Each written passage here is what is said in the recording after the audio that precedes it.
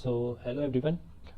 My name is Harsh Sahu and today we are going to learn about basics of stock market. तो आज हम सबसे पहले basics सीखेंगे स्टॉक मार्केट के। और आज का जो हमारा लेक्चर है वो उस लेक्चर नंबर 1 है,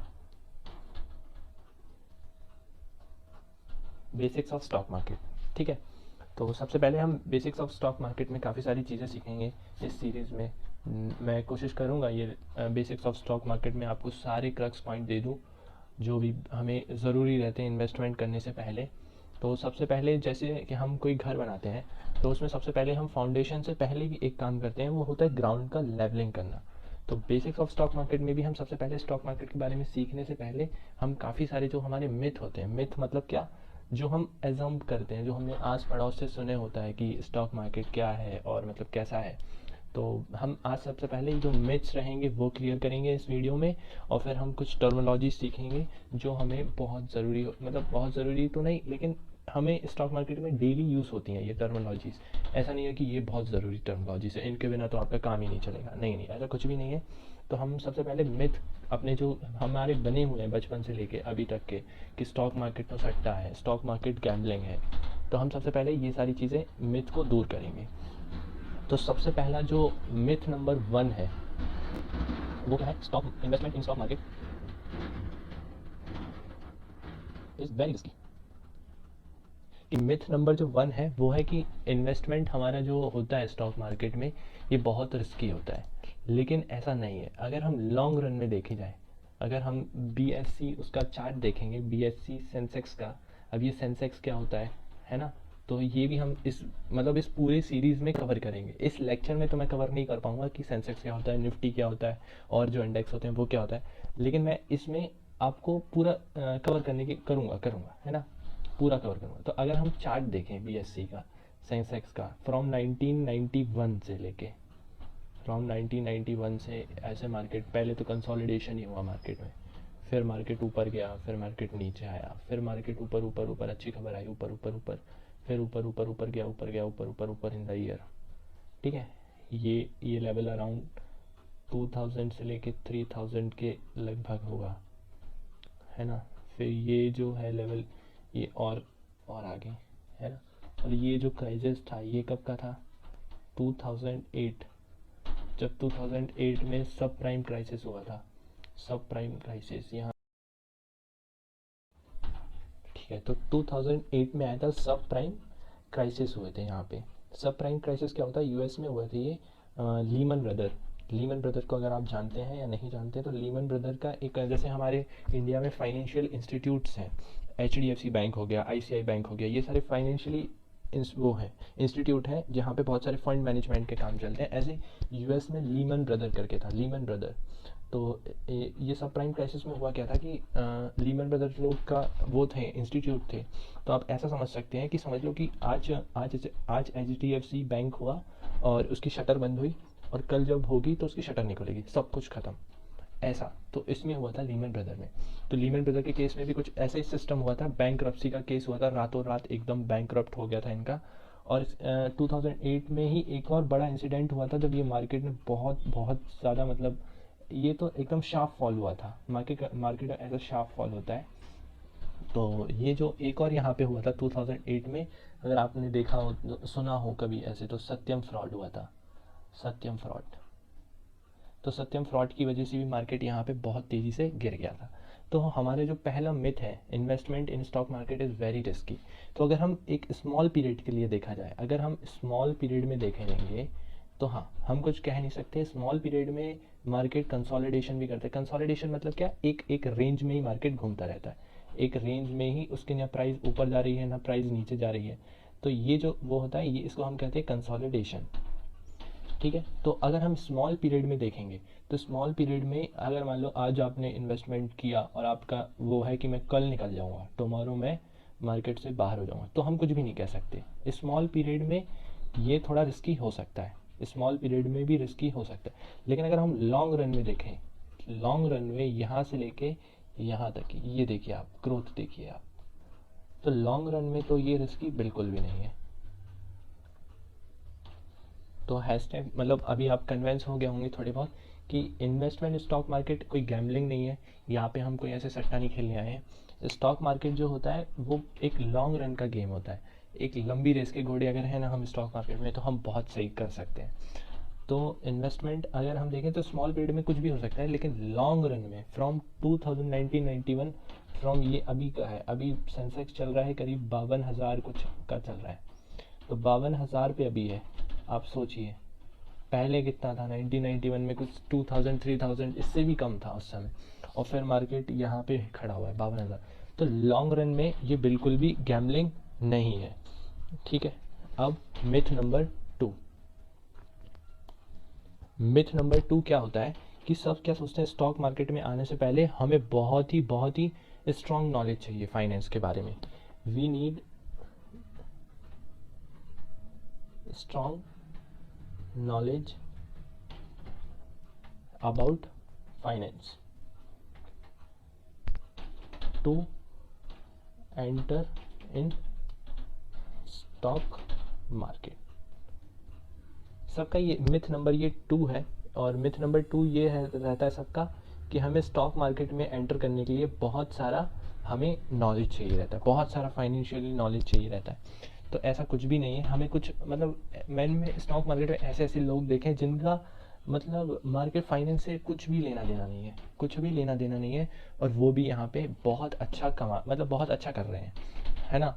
तो मैं ऐसे बहुत सारे लोगों को जानता हूँ, है ना। जैसे कि अगर हम फेमस वो देखें हमारे जो मतलब सबसे फेमस कौन है स्टॉक मार्केट में, वॉरेन बफे। वॉरेन बफे का तो सबने नाम सुना, ये यूएस के इन्वेस्टर, वो यूएस के इन्वेस्टर हैं जो इन्वेस्टमेंट करते हैं। लेकिन हम इंडिया में हैं तो हम अभी इंडिया की बात करें, we will talk about Indian people.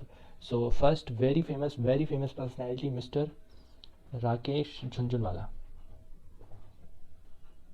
Mister Rakesh Jhunjhunwala, हाँ वैसे तो हम कह सकते हाँ ये सीए हैं, इन्होंने चार्टेड अकाउंटेंट की वो अपना जो भी है अपनी ग्रेजुएशन वगैरह इन्होंने चार्टेड अकाउंट से करी हुई है। तो ये तो एग्जांपल नंबर 1 हो गया, है ना। ये मैंने इसलिए लिया है क्योंकि हाँ थोड़ा बहुत नॉलेज तो आपको चाहिए रहता है मार्केट में आने से पहले, लेकिन अगर नहीं भी आता है ना तो कोई बात नहीं, हम है ना यहाँ पे, हम आपको बताते हैं नहीं नहीं मजाक कर रहा हूँ, मैं भी एकदम नया मतलब सीख रहा हूँ अभी। और दूसरा एग्जाम्पल है मिस्टर पॉरेंजुवेलियात। मिस्टर पॉरेंजुवेलियात इन्होंने क्या किया था, लॉ ग्रेजुएट किया था। इनकी स्टोरी बहुत सही है, मैं आपको इनकी स्टोरी बताता हूँ। ये जो मिस्टर पॉरेंजुवेलियात थे, इन्होंने मतलब ये लॉ ग्रेजुएट के थे, है ना। और इन्होंने अपनी जो पढ़ाई करी थी वो लॉ ग्रेजुएशन से करी थी, मतलब फाइनेंस से इनका कोई लेना देना नहीं था। तो हम ये भी बने थे, और ये जो जितने मैं बता रहा हूँ ना, एक और है मिस्टर राधा कृष्ण दमानी,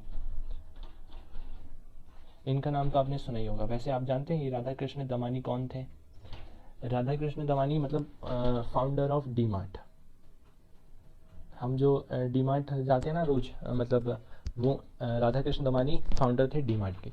वो भी बहुत अच्छे इन्वेस्टर थे। इन्होंने तो अपनी मतलब ग्रेजुएशन भी पूरी नहीं करी थी, ये अंडर ग्रेजुएट थे, और ये इतने अच्छे रिटर्न लेके आए हैं मार्केट में। अगर कभी आपको सर्च करना तो सर्च कर लेना। और बहुत सारे मतलब पर्सनैलिटी हैं जो मतलब स्टॉक मार्केट में बहुत अच्छा किया है उन्होंने। मिस्टर राकेश झुनझुनवाला हो गए, और राधा कृष्ण दमानी, और विजय केडिया, मिस्टर विजय केडिया। इन्होंने विजय जो केडिया थे, विजय केडिया, मिस्टर विजय केडिया, इन्होंने बीकॉम किया हुआ था, इन्होंने बीकॉम किया हुआ है, मतलब फाइनेंस का कोई लेना ही देना नहीं है इनका। तो मिथ नंबर 2 कि हमें बहुत ज़्यादा नॉलेज चाहिए रहता है फाइनेंस का, ऐसा कुछ भी नहीं है स्टॉक मार्केट में एंटर करने से पहले। मतलब एक 6th क्लास का बच्चा, 6th क्लास का बच्चा जो सिर्फ इंग्लिश समझ सकता है कि ये क्या लिखा हुआ ABOUT अबाउट, जो सिर्फ इंग्लिश के टर्मिनोलॉजीज पढ़ सकता है वो स्टॉक मार्केट में आ सकता है। ऐसा कुछ भी नहीं है कि हमें बहुत सारा फाइनेंस का वो चाहिए, हमें बहुत सारे पैसे चाहिए, ऐसा कुछ नहीं होता है। तो मिथ नंबर 2 भी मैंने आपको क्लियर कर दिया कि हमें बहुत ज़्यादा नॉलेज नहीं चाहिए रहता है, हम थोड़ा से भी सीख के कर सकते हैं। अब मिथ नंबर 3, मिथ नंबर 3 क्या होता है कि स्मॉल इन्वेस्टर, मतलब ये जो स्टॉक आपने सुना होगा हमेशा कि स्टॉक मार्केट जो है वो ना बड़े लोगों का गेम है, stock market is a game of big player. ये हमारा एक मिथ नंबर 3 है है ना। ऐसा आपने हमेशा सुना होगा कि जो स्टॉक मार्केट में सिर्फ वही पैसा बनाता है जिसके पास बहुत पैसा है, लेकिन ऐसा कुछ भी नहीं है। स्टॉक मार्केट में कोई भी पैसा बना सकता है, ये स्मॉल इन्वेस्टर के लिए भी है, बिल्कुल है। अगर मतलब हम कुछ भी कर सकते हैं, जैसे अभी मैंने एग्जांपल लिया था मिस्टर पॉरेंजू वेलियात, तो इनकी स्टोरी मैं आपको बताता हूँ, तो आपको मिथ नंबर 3 एकदम क्लियर हो जाएगा। जो मिस्टर पॉरेंजू वेलियात थे, ये केरला से थे, केरला से। और इनके मतलब जो ये इतने गरीब थे, इनके मम्मी पापा farmer, her parents are his parents are farmer, sorry मैंने हर बोल दिया, तो हिज पेरेंट्स आर फार्मर, इनके पेरेंट्स लोग फार्मर थे। और इनकी कंडीशन ऐसी थी कि इनके पास पैसे भी नहीं थे कुछ, मतलब अपनी एजुकेशन के लिए भी इनके पास पैसे नहीं थे। तो इनके पापा मम्मी ने जो एक मतलब वो रहता है ना फार्मर लैंड को इन्होंने बेच दिया था, किसी को सोल्ड कर दिया था, किसी व्यक्ति को, अपनी एजुकेशन के लिए। किसकी एजुकेशन के लिए? पॉरेंजू वेलियात की एजुकेशन के लिए। इन्होंने अपना जो भी इसमें फार्मिंग वगैरह करते थे, राइस वगैरह, वीट जो भी करते थे, तो उन्होंने अपना लैंड दे दिया था, किसी को सोल्ड कर दिया था इनकी एजुकेशन के लिए, her his education, for his education. और जो मिस्टर पॉरेंजू वेलियात हैं, इन्होंने फिर मतलब धीरे धीरे सीखना शुरू किया। फिर ये काफ़ी सारी इन्होंने मतलब ये जो थे वो एक टेलीकॉम कंपनी में काम करते थे, टेलीकॉम कंपनी में ऑपरेटर की मतलब जॉब थी इनकी। मतलब जैसे कि अभी आपका कुछ भी ख़राब हो जाता है ना मोबाइल में, तो अपन कॉल करते हैं, तो मिस्टर पॉरेंजू वेलियात की ऐसी मतलब जॉब थी, एक टेलीकॉम कंपनी में इन्होंने काम किया। फिर धीरे धीरे इन्होंने न्यूज़पेपर से सीखना शुरू किया, फिर उन्होंने खुद से किताबें पढ़ना शुरू की। और पहले तो मतलब ऐसे वीडियो भी नहीं होती थी कि वीडियो से शुरू करें, इन्होंने फिर खुद से सीखना शुरू किया मिस्टर पॉरेंजू वेलियात ने। और फिर इन्होंने धीरे धीरे सीखते गए। फिर ये अच्छे से स्टॉक मार्केट में सीख चुके थे। और फिर इन्होंने इनका जो फंडा था स्टॉक मार्केट में इन्वेस्टमेंट करना था, इनका फंडा था कि स्मॉल कंपनीज़ को ढूंढते थे जो अंडर वैल्यू होती हैं, जो कंपनी अंडर वैल्यू होती हैं, और उसमें इन्वेस्ट करते थे पैसा। और फिर जब वो एक उनकी जो एक्चुअल वैल्यू आती थी, मान लीजिए कि इन्होंने एक कंपनी की वैल्यू है 100 रुपये, और अभी वो ट्रेड करी है 10 रुपये में, तो ये ऐसी कंपनीज को ढूंढते थे, और जब उसकी वो एक्चुअल वैल्यू पे आती थी तो ये शेयर सोल्ड कर देते थे। इन्होंने ये बेसिक्स चीज़ करके बहुत पैसे कमाए, इन्होंने बेसिक्स ये करके इन्होंने बहुत पैसा बनाया। और एक और इंटरेस्टिंग बात, मतलब इन्होंने फिर आप अगर गूगल करेंगे ना मिस्टर पॉरेंजू वेलियात का, तो इनकी स्टोरी बहुत अच्छी है, बहुत इंस्पायरिंग है, आप देखेंगे इनकी जब। तो फिर इन्होंने क्या किया कि जो इनके मम्मी पापा ने बचपन में इनको पढ़ाने के लिए जो लैंड अपना बेच दिया था, तो उसी व्यक्ति के पास ये गए बाद में, जब ये इन्होंने बहुत पैसा बनाया, और उसी के पास गए और फिर उससे बोला कि मतलब कीमत आपकी, जो कीमत आप बोलोगे, और जगह मेरी, जितनी जगह मैं एरिया बोलूँगा उतनी जगह मेरी। तो फिर इन्होंने ऐसा किया था कि पूरा अपना जो भी बचपन में अपने मम्मी पापा को बेच दिया था, इन्होंने फिर वापस खरीद लिया था। तो हम मिथ नंबर 3 से भी कन्वेंस हो गए कि स्मॉल इन्वेस्टर भी यहाँ पे स्टार्ट कर सकता है। अब तो बहुत सारे ऐसे SIP आ गए हैं कि हम 100 रुपीज़ से भी स्टार्ट कर सकते हैं, इवन 100 रुपीज़ से। अगर आपके पास ज़्यादा पैसे नहीं है तो आप 100 रुपीज़ से भी स्टार्ट कर सकते हैं। ऐसा मत सोचो कि यार हमारे पास बहुत पैसा होगा ना तभी हम स्टॉक मार्केट में आएंगे, क्योंकि स्टॉक मार्केट में जब हम ज़्यादा पैसा, अगर आपके पास कम पैसा है ना, तो ये आपका सबसे बड़ा बिग पॉइंट है, ये आपका बहुत बड़ा बिग पॉइंट है कि अगर आपके पास कम पैसा है। क्योंकि अगर आपके पास 100 रुपये है तो आप गवाओगे कितना? मान लो कि आपने कुछ गलत डिसीज़न ले लिए, जो हमेशा स्टार्टिंग में सब लेते हैं। अगर हमने ले भी लिए तो हमारे कितने ज़्यादा से ज़्यादा पैसे चले जाएंगे? 100 रुपये ही। लेकिन अगर हम ज़्यादा लेके आए, लेट्स सपोज़ कि हमने घर से ले लिए 1 लाख 1 करोड़ रुपीज़ ले लिए कि पापा मेरे को पैसे दे दो, मैं स्टॉक मार्केट में जा रहा हूँ पैसे इन्वेस्ट करने के लिए। और अगर हमने फिर यहाँ पे अगर पैसे हमने यहाँ पे अपने गवा दिए कहीं पे भी, तो दिक्कत हो जाएगी फिर, है ना। तो स्टॉक मार्केट में सबसे बड़ा रूल, मतलब सबसे बिग पॉइंट है कि अगर आपके पास कम पैसा है तो बहुत अच्छी चीज़ है, आपको सीखने ज़्यादा मिलेगा।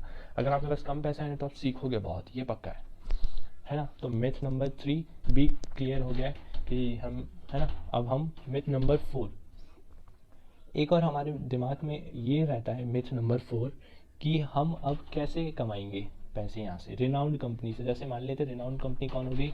रिलायंस हो गई। रिलायंस तो सब नहीं सुना होगा, ओनर इनके कौन थे? धीरूभाई अंबानी। धीरूभाई अंबानी ओनर नहीं, इनको हम कहते हैं प्रमोटर, है ना। अब मैं यहाँ पे एक नई टर्मिनोलॉजी इस्तेमाल कर रहा हूँ, प्रमोटर, प्रमोटर, है ना। अब प्रमोटर कौन होता है? प्रमोटर जो एकदम initially who start the company, initially who start the company, है ना, जो एक कंपनी को एकदम नए से शुरुआत करता है, जो सबसे पहले शुरुआत करता है, जो पाइनियर होता है, उसको हम क्या कहते हैं, प्रमोटर, है ना। प्रमोटर कौन रहता है, जैसे रिलायंस है तो धीरू भाई अंबानी उनके प्रमोटर हैं, लेकिन अब तो वो रहे नहीं है, उनकी डेथ हो चुकी है, तो अभी बहुत मतलब मुकेश अंबानी है अभी, है ना।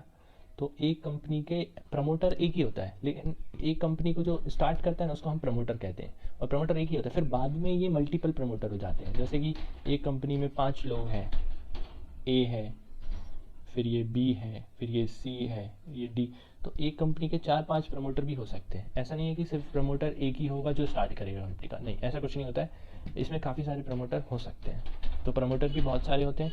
और हमारा मिथ ये रहता है कि रिनाउंड कंपनी जैसे रिलायंस है, अब हम सोचते हैं कि यार ये इसका शेयर तो बहुत बढ़ गया है, हम बहुत लेट हो गए हैं, अब हम इससे पैसे कैसे कमाएंगे, ये हमारा सबसे बड़ा मिथ होता है कि ऐसा कुछ भी नहीं होता कि हम अब इससे पैसा नहीं कमा सकते, अभी भी इसकी ग्रोथ है, बिकॉज की जो जैसे मान लेते हैं एक कंपनी है, क्योंकि ये रिलायंस हर उसमें है ना, मतलब पेट्रोल में भी है, और आप रिलायंस डिजिटल भी है, रिलायंस के काफ़ी सारे मॉल भी हैं, तो ये हर चीज़ में है, जो डेली बेसिक्स नीड होती है, बेसिक्स नीड तो कभी ख़त्म नहीं होगी ना, तो इन कंपनियों की ग्रोथ हमेशा बनी रहेगी।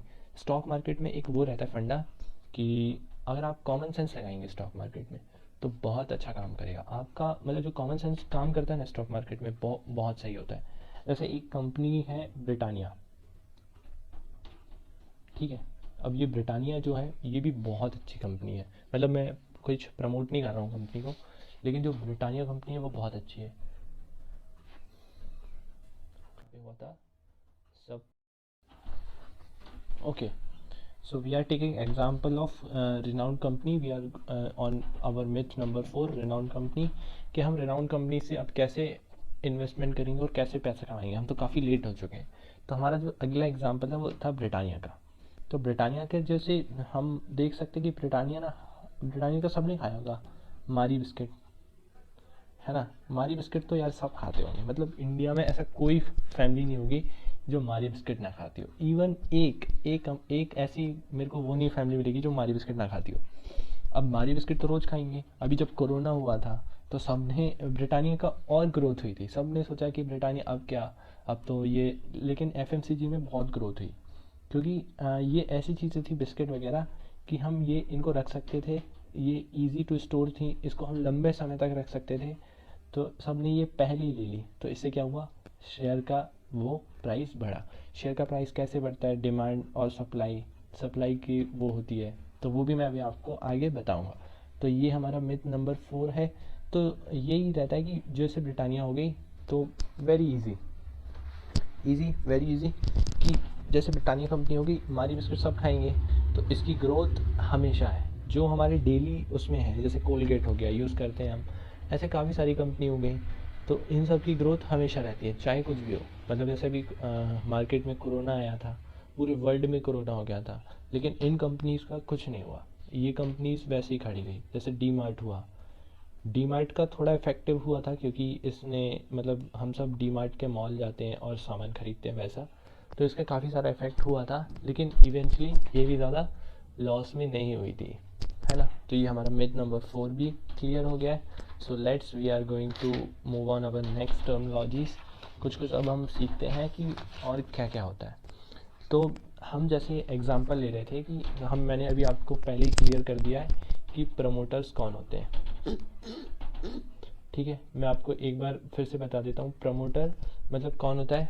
प्रमोटर कौन रहता है, जो इनिशियली कंपनी को स्टार्ट करता है, वो स्टार्ट्स दी कंपनी, मतलब जो एकदम स्टार्ट में रहता है ना, कंपनी को शुरू करता है, उसको हम कहते हैं प्रमोटर, है ना। तो अब जैसे मान लीजिए कि कोई एक कंपनी हमने स्टार्ट करी, ABC लिमिटेड, लेट्स एग्जांपल, हमने स्टार्ट करी कंपनी ABC लिमिटेड, है ना। अब मैं सबसे पहले आपको ये चीज़ समझा देता हूँ, ये लिमिटेड क्या होता है और प्राइवेट लिमिटेड क्या होता है, और कोई भी कंपनी ऐसे ही रहती है। मान लीजिए कोई कंपनी है ABC लिमिटेड, इसका मतलब है कि उसके शेयर्स हैं ना वो लिमिटेड हो गए, उसकी जो लाइबिलिटीज़ हैं वो लिमिटेड होगी। अब लाइबिलिटीज़ क्या होती है, लाइबिलिटीज़ भी हम आगे सीखेंगे।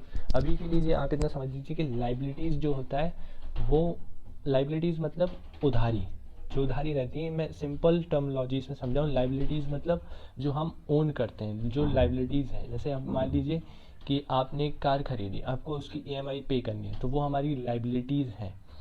तो जिसकी लाइबिलिटीज़ हो जाती हैं, लिमिटेड हो जाती है कंपनी। और हम इसको ऐसे भी समझ सकते हैं कि लिमिटेड मतलब जो स्टॉक एक्सचेंज पे ट्रेड करते हैं, उनके शेयर, इनके शेयर स्टॉक एक्सचेंज पे ट्रेड करते हैं, वो कंपनीज होती हैं लिमिटेड। तो अब जब भी आप देखें ना किसी भी कंपनी को कि ये जो कंपनी है वो लिमिटेड है, तो समझ जाना कि हाँ, इसके शेयर ना स्टॉक एक्सचेंज पे वो करते हैं, ट्रेड करते हैं। अब स्टॉक एक्सचेंज क्या होता है, स्टॉक एक्सचेंज मतलब वही बीएससी, एनएससी, ये स्टॉक एक्सचेंज होते हैं इंडिया के। और एक और रहता है बीएससी, बॉम्बे स्टॉक एक्सचेंज, और एनएससी, है ना। ऐसा एक और होता है एमसीएक्स। एमसीएक्स पे जनरली कमोडिटीज़ ट्रेड होती हैं, वो इतना ज़्यादा मतलब यूज़ नहीं होता है, लेकिन है एक और स्टॉक एक्सचेंज है। क्योंकि आप जितने भी पूछेंगे ना इंडिया में, वो आपको दो ही बताएंगे, BSc, NSC, Bombay stock exchange और नेशनल स्टॉक एक्सचेंज, है ना। तो तीन स्टॉक एक्सचेंज होते हैं। अब प्राइवेट लिमिटेड क्या होता है, इसकी जो ओनरशिप होती है वो बहुत कम लोगों में डिवाइड होती है। जैसे मान लेते हैं कि एक कंपनी में 10 लोग ने स्टार्ट करी, एक कंपनी को एक 10 ग्रुप ऑफ पीपल ने स्टार्ट करी, तो इनकी जो लाइबिलिटीज़ हैं वो सिर्फ 10 पीपल में है ना। तो ये जो कंपनी कहलाएगी वो कहलाएगी प्राइवेट लिमिटेड, है ना। अब एक लेवल होता है, अगर एक कंपनी, है ना, अब ये एक लेवल रहेगा। जैसे मान लीजिए कि कौन सी कंपनी प्राइवेट लिमिटेड कहलाएगी और कौन सी कंपनी एबीसी लिमिटेड कहलाएगी। वैसे तो इनकी बहुत सारी होती हैं, इनका टर्नओवर वगैरह जो सेल्स रहती है, टर्नओवर होता है, और बॉटम लाइन होती है और टॉप लाइन। अभी मैं आगे आपको बताऊंगा टॉप लाइन बॉटम लाइन क्या होता है। तो इसमें टॉप लाइन बॉटम लाइन का एक क्राइटेरिया होता है कि आपकी टर्नओवर इतने करोड़ से ऊपर होना चाहिए, तो आपकी कंपनी लिमिटेड्स में आती हैं, और लाइबिलिटीज़ इतनी होना चाहिए, एसेट्स इतने होना चाहिए, काफ़ी सारी वो रहता है। लेकिन फिर भी एक, अगर हम अभी जिस बेसिस पे हम बात कर रहे हैं उसमें बात करें, तो अगर एक कंपनी में 200 लोग की से ज़्यादा की पार्टनरशिप हो गई, एक कंपनी में हम 200 लोगों तक की पार्टनरशिप कर सकते हैं, तो वो प्राइवेट लिमिटेड के अंदर आती है। मतलब एक कंपनी के 200 ऑनर हो सकते हैं विदाउट एनी, मतलब किसी एक्सचेंज पे जाने की ज़रूरत नहीं है, वो खुद ही आपस में कर सकते हैं, तो वो प्राइवेट लिमिटेड।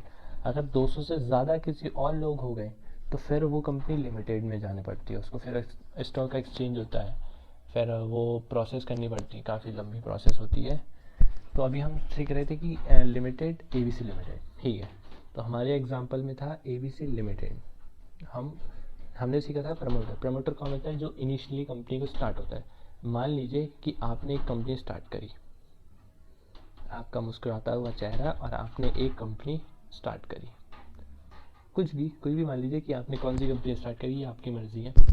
आपने क्या किया, आपने लोगों से कहा कि आप ना मुझे पैसे, मतलब ये एक और है आपका फ्रेंड है, मान लीजिए ये आपकी फ्रेंड है, लड़की फ्रेंड है ना, लड़का फ्रेंड नहीं है। आपने उससे बोला कि मुझे, मतलब मैंने एक कंपनी स्टार्ट करी है, तुम पार्टनर बनना चाहोगे क्या। तो उसने इससे पूछा, अब लड़की ने कहा कि अच्छा ठीक है, अब लड़की है भाई, है ना, अब लड़का तो है नहीं कि हाँ भाई चलो दोस्त के खातिर कर दिया, ऐसा नहीं होता। तो इसने कहा ठीक है, what will I get in return.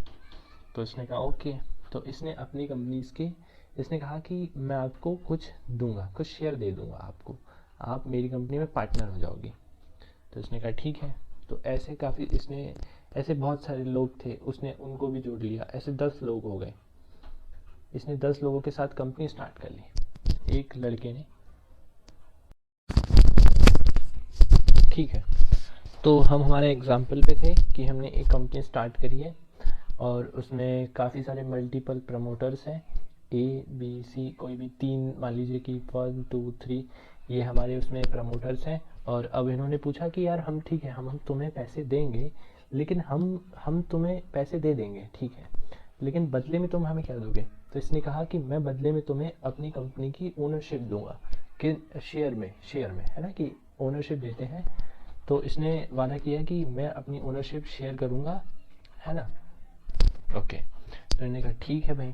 अब ये कंपनी जैसे मान लीजिए सबसे पहले तो प्राइवेट लिमिटेड होती है कंपनी, तो प्राइवेट लिमिटेड जो कंपनीज होती हैं अब उनके शेयर का प्राइस तो बढ़ता है, ठीक है, लेकिन अब वो किसको बेचें, क्योंकि और कोई तो है नहीं, अब स्टॉक एक्सचेंज पे है तो लिस्ट है नहीं कि वो ट्रेड शेयर कर सकें, तो ट्रेड मतलब जो शेयर हैं वो ट्रेड भी नहीं कर सकते हैं, स्टॉक एक्सचेंज पे लिस्ट अभी हुई नहीं है कंपनी।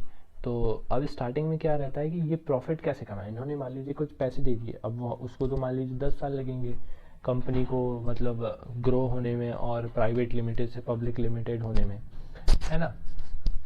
तो अब इसने क्या कहा कि ठीक है, मैं हमारा जो प्रॉफिट होगा उसमें हम आपको कुछ पैसा दे देंगे और उसी पैसे को हम क्या कहते हैं, डिविडेंड, ठीक है। तो यहाँ पे थोड़ा अटेंशन दीजिए क्योंकि नई टर्मिनोलॉजीज आ रही है, डिविडेंड। अब डिविडेंड क्या होता है, हम एकदम सिंपल भाषा में बात करें तो it is the return on investment on share, ठीक है। It is the investment, it is the return on investment on share, ठीक है। ये सब मैं आपको दे दूंगा, ये जो मैं अभी बोल रहा हूँ इसकी मैंने पीडीएफ भी बनाई हुई है, इसको आपको डिस्क्रिप्शन बॉक्स में लिंक मिलेगी तो वहाँ से आप डाउनलोड भी कर सकते हैं, ठीक है। तो ये सब आपको दे दूंगा मैं। तो डिविडेंड क्या होता है, डिविडेंड क्या होता है, रिटर्न ऑन इन्वेस्टमेंट। हम एकदम आसान भाषा में अगर बात करें तो रिटर्न ऑन इन्वेस्टमेंट, आपने इसको कुछ पैसे दिए, ठीक है, अब ये आपको कुछ रिटर्न देगा, कुछ रिटर्न इसका जो प्रॉफिट होगा उसका कुछ हिस्सा देगा आपको, तो वही ये डिविडेंड के रूप में देता है। तो डिविडेंड क्या होता है, return on investment on share, ठीक है, ये कंपनीज देती हैं।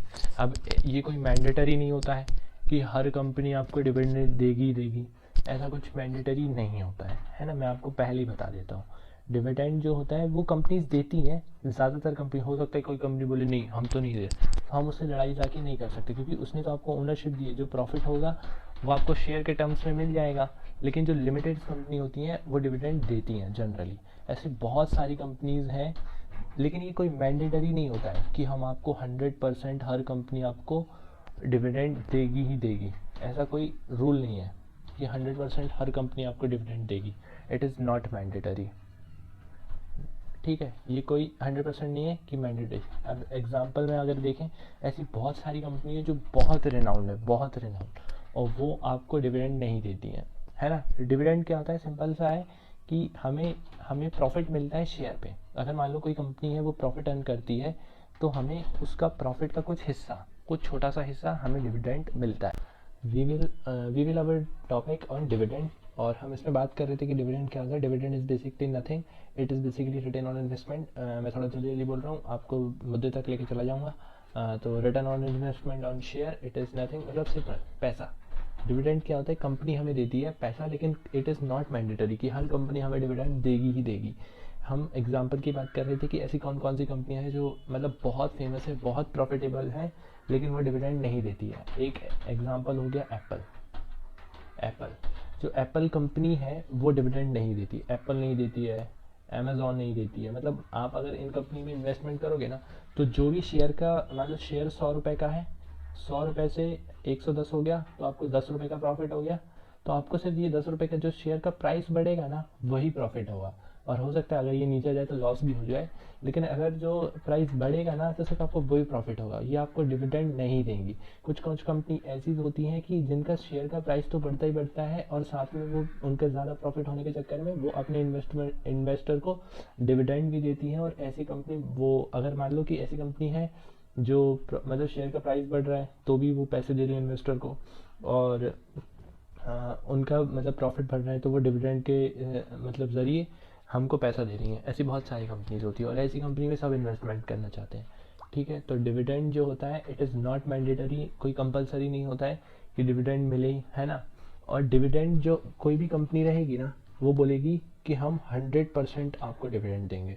ऐसे कोई कंपनी को सुनो ना तो समझ जाना कि हाँ ये कुछ गड़बड़ है ना। हर मतलब गड़बड़ तो कुछ नहीं रहती है, लेकिन हमेशा ऐसे ही बोला जाता है कि 100% हम आपको डिविडेंड देंगे, 1000% हम आपको डिविडेंड देंगे। मान लो जो अभी मान लो जो कि कोई मान लो कि अभी एक कंपनी है, हमारी कंपनी है हर्ष लिमिटेड, तो हर्ष लिमिटेड का कंपनी का जो मार्केट प्राइस चल रहा है, जो शेयर ट्रेड हो रहा है वो मान लो 100 रुपीज़ का हो रहा है ना। और कंपनी बोल रही है कि मैं आपको 100% डिविडेंड दूंगी, इसका मतलब 100% का 100% डिविडेंड देगी, मतलब 100 रुपये देगी मुझे पर शेयर। ऐसा नहीं होता है, ऐसा नहीं होता है ना। कंपनी हमेशा बोलेगी हम आपको 100% डिविडेंड देंगे, 1000% डिविडेंड देंगे, नहीं। 100% डिविडेंड देती हैं ये, लेकिन काय पे देती हैं? फेस वैल्यू पे। किस चीज़ पे देती हैं? Face value, not on market value, not on market value, है ना। अगर हमेशा जो डिविडेंड मिलता है, याद रखना ही, हमेशा डिविडेंड जो मिलता है वो आपको फेस वैल्यू पे मिलता है। वैसे याद रखने का इसमें कुछ है भी नहीं, मैं आपको अभी स्क्रीनशॉट दिखाऊंगा। अभी मेरे को रिसेंटली एक कंपनी है HUL, उसने मुझे डिविडेंड दिया, मैं ये वीडियो के लास्ट में आपको स्क्रीन वो दिखाऊंगा आपको। तो जो HUL का डिविडेंड, हम इससे कुछ भी नहीं कर सकते कि कंपनी कितना डिविडेंड देगी, हमारे हाथ में कुछ भी नहीं रहता है। हम सिर्फ बैठ के पर्क्स, अगर ऐसे कोई कंपनी है वो दे रही है डिविडेंड, तो हम बैठ के सिर्फ इंजॉय कर सकते हैं और हम नथिंग, इसमें कुछ भी नहीं कर सकते, है ना। तो डिविडेंड हमेशा हमें फेस वैल्यू पे मिलता है। अब फेस वैल्यू क्या होती है? ठीक है, अब फेस वैल्यू क्या होती है? तो फेस वैल्यू क्या होती है? जो स्टार्टिंग में कंपनी स्टार्ट होती है तो ये प्रमोटर्स होते हैं, ठीक है। अब जैसे प्रमोटर है, प्रमोटर कौन? जो सबसे पहले कंपनी को स्टार्ट करता है, हु स्टार्ट्स दी कंपनी, ठीक है। प्रमोटर कौन होता है? जो कंपनी को स्टार्ट करता है।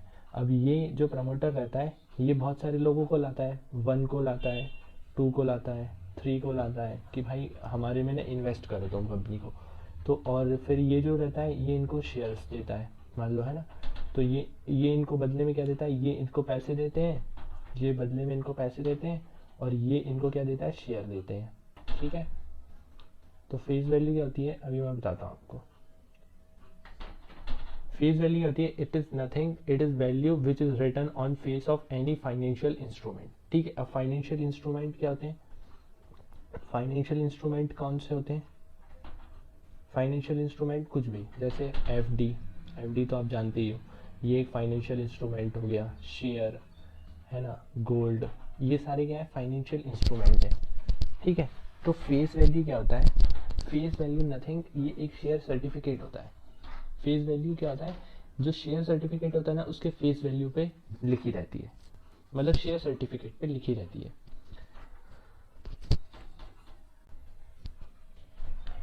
तो फेस वैल्यू क्या होती है? Value return on share certificate, ये अपना क्या है?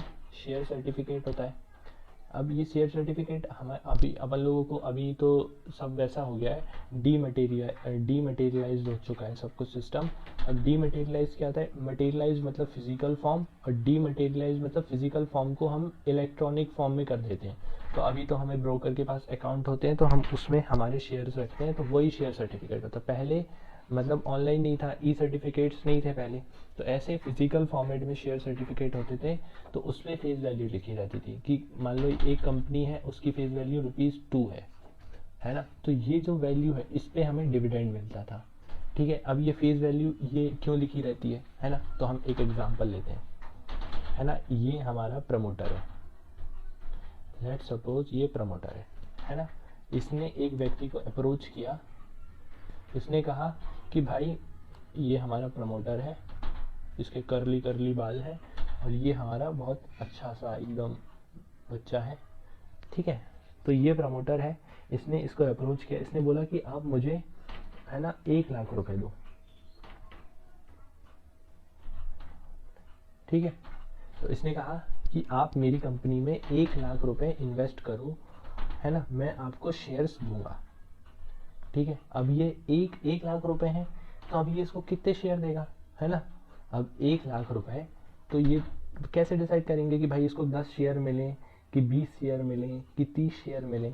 तो हम एक शेयर की वैल्यू बनाते हैं, जो स्टार्टिंग में जो प्रमोटर होता है ना वही बनाता है फेस वैल्यू, है ना। ये कोई कोर्ट या लॉ के थ्रू नहीं होता है, कोई एक्सचेंज डिसाइड नहीं करता है कि कितनी वैल्यू रहेगी। तो ये एक वैल्यू बनाता है कि हमारे एक शेयर की वैल्यू, लेट सपोज कर लो 2 रुपए है, इसने ये बना लिया कि ये हमारी एक शेयर की वैल्यू 2 रुपए है, ये फेस वैल्यू लिखी रहेगी हमारे शेयर सर्टिफिकेट पे। तो ये इसको कितने शेयर मिलेंगे आप बताओ। इसने 1,00,000 रुपए दिए और एक शेयर की वैल्यू 2 रुपए है, तो इसको कितने मिलेंगे? तो 1,00,000 divided by 2, simple basic math, 50,000, तो ठीक है, तो इसको कितने मिलेंगे, 50,000 शेयर्स मिल जाएंगे, है ना। तो ये जो 50,000 शेयर हैं ये इसको मिले, ये कैसे डिसाइड किया हमने, फेस वैल्यू के थ्रू। तो जो फेस वैल्यू होता है कौन डिसाइड करता है, प्रमोटर डिसाइड करता है। ये कोई मतलब ऐसा लॉ रहता है कि सबकी कंपनी का 2 ही रुपये होगा, नहीं।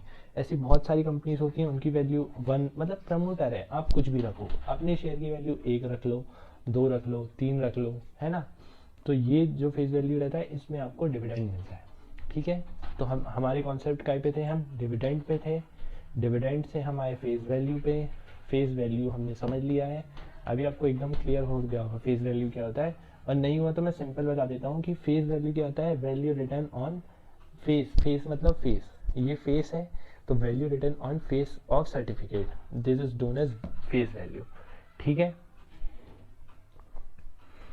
ओके, सो हमने फेस वैल्यू पढ़ लिया, डिविडेंड पढ़ लिया। अब डिविडेंड और इंटरेस्ट में क्या डिफरेंस होता है हम ये समझ लेते। हमें देखो डिविडेंड, अभी एक और चीज़ है बहुत सही है ये वाली चीज़, ये आपको समझ लीजिए, बहुत सही। अभी हम आगे बढ़ते हैं डिविडेंड और इंटरेस्ट, ठीक है। अभी हम डिविडेंड और इंटरेस्ट में डेफिनेशन करेंगे, ठीक है। अब ये क्या होता है, सबसे पहले डिविडेंड क्या होता है, डिविडेंड हमें मिलता है रिटर्न ऑन इन्वेस्टमेंट, ये भी हमें रिटर्न ऑन इन्वेस्टमेंट होता है ना, और ये भी रिटर्न ऑन इन्वेस्टमेंट होता है। इंटरेस्ट हमें मिलता है ना जब हम एफडीज में और डिबेंचर्स में, जब हम डिबेंचर्स में इन्वेस्ट करते हैं पैसा, तो हमें एफडीज में हम इन्वेस्ट करते हैं पैसा, तो हमें जो रिटर्न मिलता है वो इंटरेस्ट रहता है ना। मान लो कि कोई कंपनी हमें 7% के उससे दे रही है रिटर्न, तो ये भी रिटर्न होता है, इंटरेस्ट, ठीक है। अब डिविडेंड होता है वो भी मतलब रिटर्न ही होता है, लेकिन ये काय पे मिलता है, शेयर्स पे। ये हमें काय पे मिलता है, एफडीज पे और डिवेंचर्स पे। और डिवेंचर्स क्या होता है, ये फाइनेंशियल इंस्ट्रूमेंट होते हैं, ये मैं अभी आगे बताऊंगा आपको, है ना। तो ये डिविडेंड हमें मिलता है शेयर्स पे और इंटरेस्ट मिलता है एफडीज पे, ठीक है।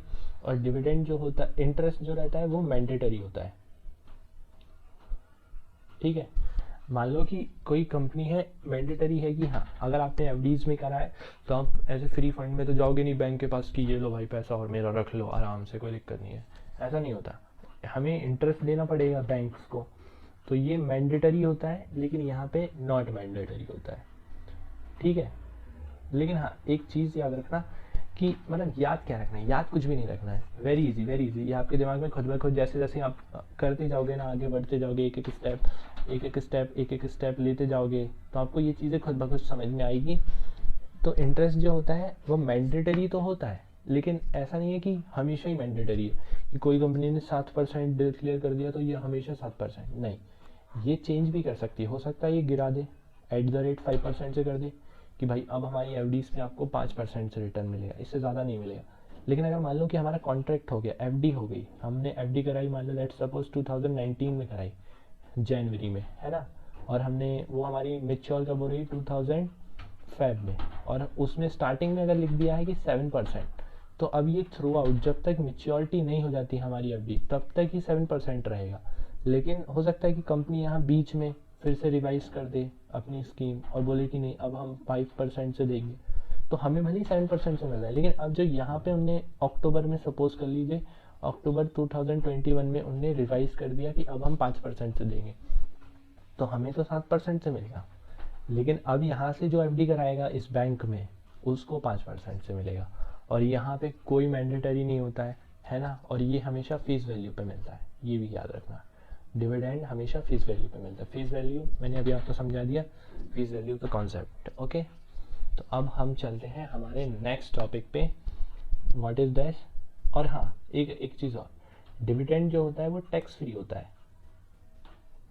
डिविडेंड जो होता है वो टैक्स फ्री होता है। मान लो कि हमने किसी कंपनी में शेयर इन्वेस्ट करे और हमें डिविडेंड मिलेगा, तो डिविडेंड मिलेगा तो वो टैक्स फ्री होगा, लेकिन इसकी कुछ लिमिट होती है। मान लो हमने कोई कंपनी में डिविडेंड हमें बहुत मिला, मान लो कि हमें 10 करोड़ मिला, 20 करोड़ मिल गया डिविडेंड, तो ये क्या सारा ही टैक्स फ्री होगा, नहीं, कुछ अमाउंट तक ये टैक्स फ्री होगा, कुछ अमाउंट तक ये टैक्स फ्री नहीं होगा। जैसे मान लो कि अगर हमें 1000 रुपये डिविडेंड मिला तो ये टैक्स फ्री होगा, इसमें हमारा कोई टैक्स नहीं लगेगा गवर्नमेंट पे, ठीक है। लेकिन जो हमारी ये रहती हैं और ये टैक्स फ्री रहता है, ठीक है। लेकिन अगर मान लो हमें 10 करोड़ मिल गया डिविडेंड, इतना मिलता है ना। अगर आप बड़ी इन्वेस्टमेंट करोगे तो इतना भी पॉसिबल है, ऐसा नहीं है कि 10 करोड़ बहुत बड़ा अमाउंट है ये डिविडेंड नहीं मिलता है, ये मिलता है, 10 करोड़ भी मिलता है, तो ये टैक्स फ्री नहीं होगा, ठीक है। एक लिमिट होती है कि इस अमाउंट तक टैक्स फ्री नहीं होता है और इस अमाउंट तक टैक्स यहाँ से लगना शुरू हो जाता है। तो अब जो लिमिट है वो क्या है, ये आपको सर्च करना है, ठीक है ना। ये आपका होमवर्क कि आपको डिविडेंड किस लिमिट तक टैक्स लगता है, किस डिविडेंड के मतलब टैक्स कहाँ तक लगता है डिविडेंड, और फिर किस लिमिट के बाद टैक्स लगने लगता है और किस लिमिट तक टैक्स नहीं लगता है। ये आपका होमवर्क। ओके, तो डिविडेंड यहाँ पे ख़त्म हुआ। अब हम नेक्स्ट टॉपिक स्टार्ट करेंगे, LTCG। Okay, so let's we move on our next topic, that is LTCG, long term capital gain. LTCG क्या होता है, लॉन्ग टर्म कैपिटल गेन। मतलब लॉन्ग टर्म मतलब क्या है, अगर हम किसी शेयर को 1 साल से ज़्यादा हेल्ड करते हैं, मतलब होल्ड करते हैं, और उसमें जो भी हम कमाते हैं, है ना, और जो भी उससे हमारा गेन होता है, तो उसको हम कहते हैं long term capital gain. Simple. अगर हम इसके मतलब अगर इसको डिफाइन करें तो हम इसको बोलेंगे, if you buy and hold the share for more than 1 year and earn profit, और आपने उस पर प्रॉफिट कमाया, ठीक है।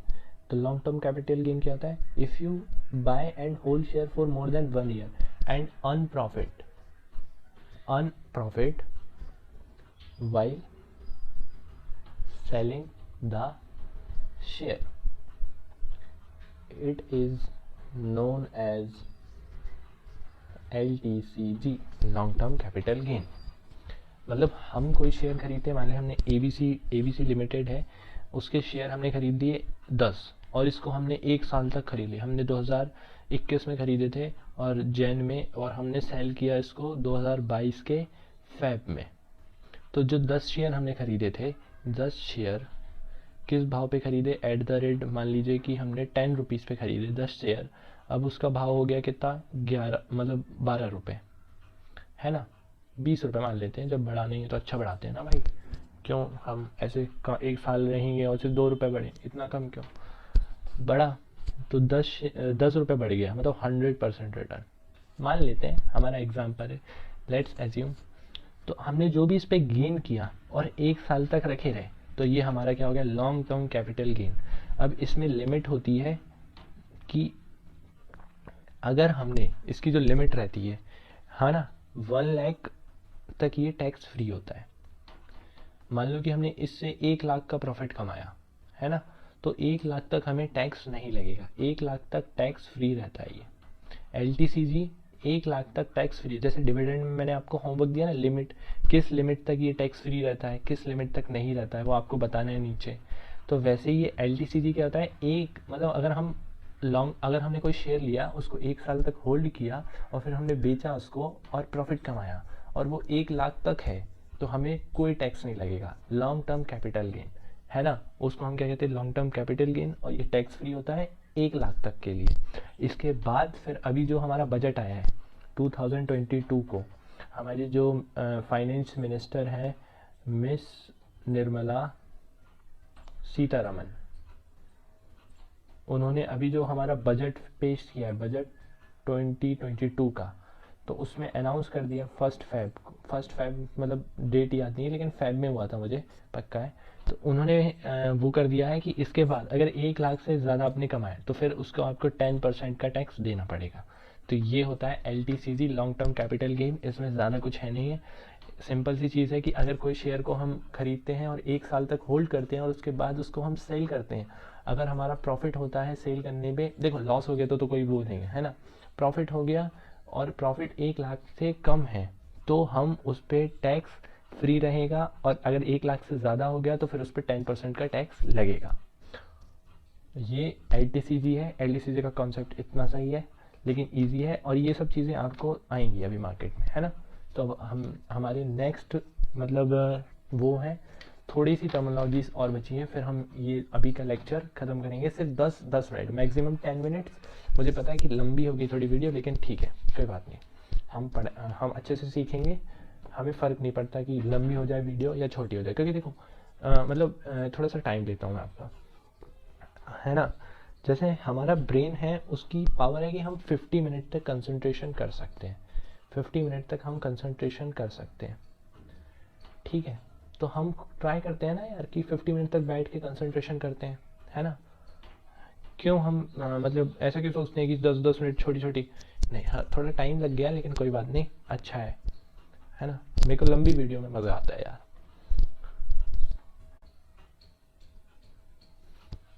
Okay, so next over is, अगर हाँ हम इस पे बात कर रहे थे कि 50 मिनट तक हमारा ब्रेन कंसंट्रेट कर सकता है, तो हम ट्राई करेंगे कि 50 मिनट तक हम उसको एक सेटिंग में बैठ के कंसंट्रेशन करवाएं।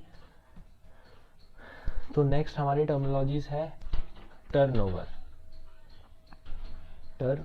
टर्नओवर क्या होता है, बेसिकली सेल्स होता है, ठीक है। टर्नओवर अभी जब आप मतलब CNBC आवाज़ सुनेंगे, CNBC आवाज़ जब आप देखेंगे न्यूज़, CNBC मतलब क्या है, ये दो न्यूज़ चैनल हैं, CNBC और जी बिज़नेस इंडिया में। ये दो ही जो रहते हैं वो सारे शेयर मार्केट के ऊपर बात करते रहते हैं, तो जी बिज़नेस और CNBC, है ना। और यह मतलब आप देखना, लेकिन इसको मार्केट आवर के बाद देखना, मतलब 3:30 बजे के बाद, 9:15 से लेके 3:30 बजे तक इंडियन मार्केट रहता है, ये टाइमिंग रहती है, ये भी अभी नेक्स्ट उसमें बताऊंगा मैं। तो CNBC आवाज़ और जी न्यूज़, इसको इस समय के बाद देखना, 3:30 बजे के बाद, क्योंकि इसके बीच में देखोगे ना तो ये आपसे मतलब बहुत सारे वो आएंगे और बोलेंगे कि ये सेल करो, वो बाय करो, तो आप इसमें आपका दिमाग कंसंट्रेशन भंग हो जाएगा और फिर आप कुछ भी खरीद लेंगे तो फिर वो आपका लॉस हो सकता है। इसलिए 3:30 बजे के बाद देखना, अभी स्टार्टिंग में जब तक हम बेसिक्स कवर कर रहे हैं, फिर एक बार आप सीख जाएंगे फिर तो आप कभी भी देखें, कोई दिक्कत नहीं है ना। और मेरे ख्याल से जो CNBC और ये हैं, ये मतलब एयरटेल जो अभी जो बिगनर है जिसने कभी नहीं देखा है, तो एयरटेल जो डिश टीवी रहता है उसमें है 329 पे, और ये 331 चैनल नंबर, है ना। और किसी का मेरे को नहीं पता, क्योंकि मेरे घर यही वाला लगा है, एयरटेल वाला, तो मेरे को यही पता हुआ है, तो आप देख लेना, है ना। तो 331 और 329 पर आपको मिल जाएगा। तो इन चैनल पे आप हमेशा सुनेंगे टर्नओवर नहीं बोलेंगे, टर्नओवर क्या होता है, बेसिकली सेल्स होता है, ठीक है। हम मतलब कोई कंपनी ने कितना माल बेचा, वो सेल्स होता है, सिंपल। सेल्स तो सब जानते हैं, सेल फिर भी मैं बता देता हूँ स्टार्टिंग में, कि मान लो कि हमने एक फर्नीचर बनाया, है ना, उसकी कॉस्ट है 10 रुपये, और हमने 10 उसको सोल्ड किए, तो 100 रुपीज़, ये 100 हमने कमाया, 100 कमाया नहीं, 100 की हमारी सेल्स हुई, ठीक है। तो टर्नओवर क्या होता है, बेसिकली सेल्स होता है, टर्नओवर इज़ बेसिकली सेल्स, और टर्नओवर को ही ये जो जी CNBC है और ये जी वाले हैं, ये बोलते हैं टॉप लाइन। टॉप लाइन ये इनका टर्मिनोलॉजीज है, ये अब क्यों दिया है ये तो पता नहीं, लेकिन ठीक है, हाँ भाई सही है, टर्नओवर को टर्नओवर ही बोल लो, टॉप लाइन क्यों बोलना है, लेकिन ठीक है, अब इन्हें दे दिया है, कोई बात नहीं, अब देख लेते हैं, है ना। जब आप लोग करेंगे ना, जैसे कभी आपको मौका मिले, तो आप चीज़ों को मत बदलना, आप okay. So we are going to our last topic for this video is stock split, ठीक है। हम सबसे पहले इसका एक एग्जांपल लेंगे कि स्टॉक स्प्लिट क्या होता है और कैसे होता है, हाउ स्टॉक स्प्लिट। तो लेट्स अज्यूम कि there is a piece of land, okay, whose value is 100 rupees and which is not affordable for all people, है ना। तो क्या होता है कि हम जैसे मान लो ये पूरा लैंड है, इसकी इसकी जो पूरा लैंड है, इसकी पीस है, इसकी प्राइस है 100 रुपीज़, ठीक है। अब हम इसको क्या करते हैं कि ये सबके लिए अफोर्डेबल तो नहीं हो सकता, मान लो 100 करोड़ है, 100 करोड़, ठीक है, ये सबके लिए अफोर्डेबल तो नहीं है। तो क्या होता है, कंपनीज इसको स्प्लिट कर देती हैं, इसको मान लो उन्हें 4 उसमें वो कर दिया, स्प्लिट कर दिया। अब ये जो इतना है 1/4 पार्ट, इस 1/4 पार्ट की जो प्राइस हो गई वो हो गई 25 करोड़ रुपीज़, ठीक है, और इन्हें हमारी कंपनी के बाहर बोर्ड लगा दिया कि अब हमारी कंपनी का जो भी पार्ट है वो 25 करोड़ में मिल रहा है, जो 100 करोड़ में था अब वो 25 करोड़ में हो गया, स्प्लिट हो गया है। ठीक है, तो अब क्या होगा, इससे डिमांड शूटअप होगी, डिमांड शूटअप होगी मतलब ये बिक जाएगा, फिर ये भी हो जाएगा, फिर ये बिक जाएगा, फिर ये, तो फिर इससे क्या हो जाएगा, फिर और कंपनीज के पास और लैंड है तो फिर वो भी ऐसे ही बेच लेगी, तो डिमांड बढ़ जाएगी, तो डिमांड बढ़ेगी तो फिर बस प्राइस बढ़ेगी और ऐसे इनको फ़ायदा होगा। तो स्टॉक स्प्लिट्स में भी सेम होता है। स्टॉक स्प्लिट में क्या होता है कि हम जैसे हमारी कोई कंपनी है, उसकी वैल्यू है, फेस वैल्यू है, लेट सपोज उसकी फेस वैल्यू है 2 रुपीज़ और एक मतलब मान लेते हैं कि हर्ष है, हर्ष ने कितने 50,000 रुपये के शेयर खरीद रखे हैं।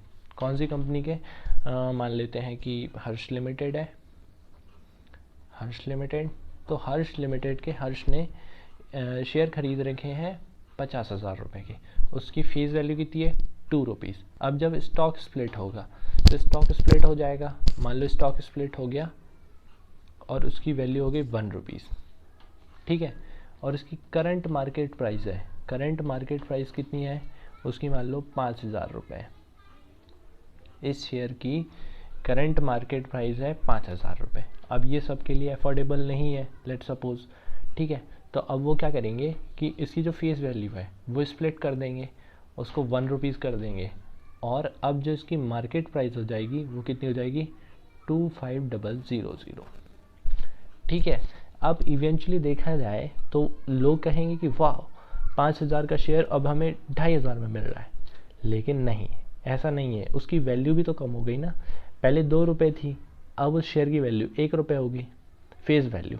ठीक है, तो अब जैसे मान लो कि हर्ष ने 50,000 रुपये के, अब 5,000 का शेयर है। ठीक है, हर्ष ने कितने इन्वेस्ट किए थे 50,000 रुपये। ठीक है, और उसकी मार्केट प्राइस कितनी थी 5,000 रुपये। तो हर्ष के पास कितने शेयर आए, हर्ष के पास शेयर कितने आए 10 शेयर, हर्ष के पास 10 शेयर थे। ठीक है, अब 10 शेयर और उनकी फेस वैल्यू कितनी है 2 रुपीज़। ठीक है, अब एक और व्यक्ति आया, उसने क्या, अब उसने हर्ष ने बोला इससे कि अरे यार हमारा क्या, हमारा तो मतलब हमने 5,000 रुपये में ख़रीदा था, अब तुम सबको दे रहे हो 2500 में। तो इसने कंपनी ने कहा नहीं नहीं ऐसा कुछ नहीं है, हमने अब फेस वैल्यू कम कर दी, अब फेस वैल्यू क्या हो गई 1 रुपये। ठीक है, अभी हर्ष के पास 10 शेयर थे, जैसे स्टॉक स्प्लिट होगा तो हर्ष के पास 20 शेयर हो जाएंगे। उसके पोर्टफोलियो में पहले 10 शेयर थे, अब वही शेयर कितने हो जाएंगे 20 का वैल्यू हो जाएगी उसकी। अब वही शेयर 20 हो जाएंगे, कैसे, क्योंकि 2 शेयर थे, पहले 2 थे, 2 रुपये की फेस वैल्यू थी उसकी, अब फेस वैल्यू कितनी हो गई, अब फेस वैल्यू हो गई 1 रुपये। तो अब फेस वैल्यू कितनी हो गई 1 रुपीज़। ठीक है, तो अब जब फेस वैल्यू 1 रुपीज़ हुई तो शेयर कितने हो जाएंगे 20। तो ये होता है स्टॉक स्प्लिट में, सिंपल है ना। तो अब जैसे मान लो ये है, ये खरीदेगा 2500 है ना, ये अगर 10 शेयर खरीदेगा तो इसको कितने मिलेंगे 2500 में। इवेंचुअली इसको कितने में मिले थे 50,000 रुपये में, है ना। तो अगर ये बोल सकते हैं कि यार मेरे को 50 में मिले, इसको 10, तो नहीं, कंपनी क्या करती है इनके शेयर बढ़ा देती है, इनके शेयर रहते हैं वो 20 हो जाते हैं, 10 से 20 हो जाते हैं, और इनके जो शेयर हैं वो 10 है। तो इवेंचुअली देखी जाए तो हम एक ही लेवल पे है ना, मतलब हमने ऐसा समझ लो। और इजी एग्जांपल, ठीक है, कि हम यहाँ खड़े हुए हैं, ठीक है, इसकी हाइट है 10 सेंटीमीटर, ठीक है, इसकी हाइट है 10 सेंटीमीटर और हम यहाँ खड़े हुए हैं। एक व्यक्ति है वो कितना है यहाँ खड़ा हो, उसकी है 5 सेंटीमीटर, ठीक है। अब ये ग्राउंड लेवल है, ठीक है, तो ये जो ग्राउंड लेवल है, ये यहाँ पे ग्राउंड लेवल है, इसकी हाइट है 10 सेंटीमीटर, इसकी हाइट है 5 सेंटीमीटर। अब हमने क्या किया कि हमने 5 सेंटीमीटर इसका बढ़ा दिया, ठीक है, 5 सेंटीमीटर इसका बढ़ाया, सॉरी। तो अब ये जो व्यक्ति है, कंपनी ने क्या किया 5 सेंटीमीटर इसका भी बढ़ा दिया, ठीक है। तो ये यहाँ पे खड़ा है, ये यहाँ पे खड़ा है, ठीक है। तो इन दोनों के बीच की डिस्टेंस, मतलब इन दोनों को तो सेम एक ही लेवल पे दिखाई देंगे ना, जो पहले दिख रहे थे, है ना। तो ऐसे ही स्टॉक स्प्लिट में होता है। स्टॉक स्प्लिट में क्या होता है कि जो फेस वैल्यू पे रहता है वो कम कर दी जाती है, स्टॉक स्प्लिट हो जाता है, और जो प्राइस रहेगी वो कम हो जाएगी। ऐसा क्यों करते हैं? ये सिंपल इसलिए करते हैं, जैसे मान लो कि MRF का शेयर है, वो कितना 80,000 रुपये का है, ठीक है। अब इसकी लिक्विडिटी बढ़ाने की, लिक्विडिटी क्या होता है? लिक्विडिटी मतलब ये ईजिली ट्रेड नहीं होंगे, क्योंकि 80,000 है तो इसको एक शेयर लेगा लोग, 2 शेयर लेंगे, 3 शेयर लेंगे, 10 लेंगे, 20 लेंगे, ठीक है। लेकिन अगर यही शेयर को हम स्प्लिट कर दें, इसकी वैल्यू फेस वैल्यू कम करके, इसकी फेस वैल्यू कम कर दें, जैसे इसकी फेस वैल्यू 2 रुपये एग्जाम्पल के तौर पे, और फेस वैल्यू हम 1 कर दें, तो इसकी अब प्राइस क्या हो जाएगी? 40,000 रुपये। अब 40,000 रुपये जनरली सब अफोर्ड कर सकते हैं, सब अफोर्ड कर सकते हैं, तो इसकी लिक्विडिटी बढ़ जाएगी, और लिक्विडिटी बढ़ेगी तो मार्केट में डिमांड और सप्लाई का फोर्स बढ़ जाएगा, डिमांड और फोर्स बढ़ेगा तो प्राइस शूट हो जाएगी। सिंपल, बस ये कॉन्सेप्ट होता है, इसलिए कंपनी स्टॉक स्प्लिट करती हैं। ओके, एक आइसर मोटर का भी बहुत अच्छा एग्जांपल है स्टॉक स्प्लिट का। और मैं इसके बारे में, स्टॉक स्प्लिट के बारे में और अभी बताऊंगा, रिकॉर्ड डेट, प्री डेट और बहुत सारी डेट। तो ये सब हमारे आज के लेक्चर के लिए है। अब हम मिलते हैं नेक्स्ट लेक्चर में। आज वैसे ही लेक्चर काफ़ी लंबा हो गया है, हमने बहुत सारी चीज़ पढ़ी है ना। हमने सबसे पहले मिथ्स क्लियर करे, हमारे जो भी मिथ रहते थे, मिथ नंबर 1, मिथ नंबर 2, फिर हमने मिथ नंबर 3 भी क्लियर किया है ना। क्विक रिवीजन, सबसे पहले मैं क्विक रिवीजन दे देता हूँ आपको 5 मिनट में, कि सबसे पहले हमने मिथ नंबर वो किया था, investment in stock market is very risky. तो और फिर मिथ नंबर 2 था कि वी नीड स्ट्रॉन्ग नॉलेज, ऐसा नहीं होता है।